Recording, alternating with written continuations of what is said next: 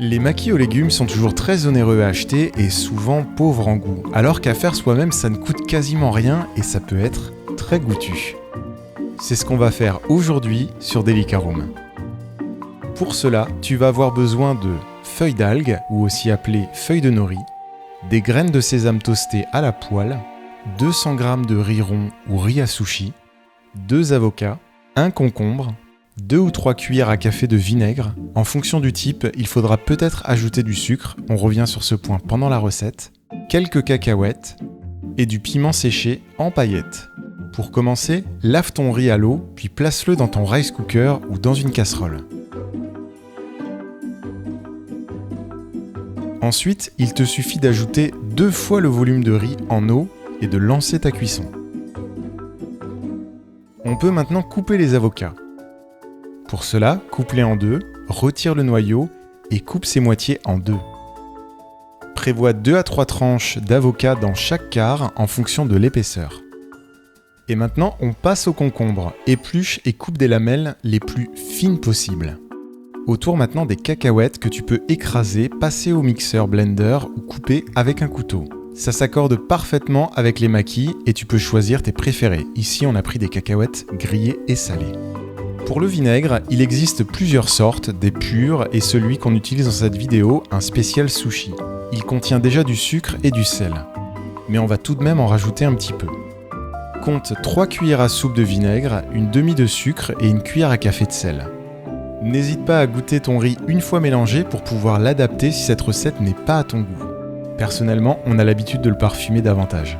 Tous nos ingrédients sont désormais prêts, on va pouvoir passer à la confection. Prends une natte à sushi et pose-y une feuille d'algue sur le bord le plus proche de toi. Vérifie bien que la face qui est sur le dessus est celle la plus texturée, c'est celle qui accroche le plus le riz. Mouille légèrement la zone sur laquelle on va mettre le riz, ça permet de le faire adhérer plus facilement. Étale ton riz en partant du bord de la feuille. Essaye de bien l'étaler sans l'écraser. Dans cette vidéo, notre riz est un poil trop cuit, donc c'est un peu plus difficile à éparpiller. Pour éviter que le riz ne colle à tes mains, tu peux les passer sous l'eau froide juste avant. Une fois le riz bien étalé, tu peux ajouter tes ingrédients. On va commencer par des paillettes de piment et du concombre. Les cacahuètes se marient aussi vraiment très bien avec les concombres. On en fera un comme ça juste après. Avant de rouler ton maquis, humidifie légèrement la partie opposée de la feuille, surtout le bord, et roule immédiatement avant qu'elle ne commence à se déformer.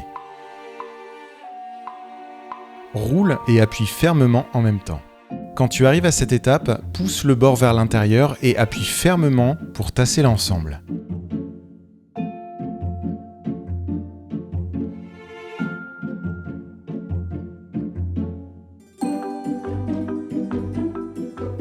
Pas besoin de rembobiner la vidéo, on va le refaire, ne t'inquiète pas.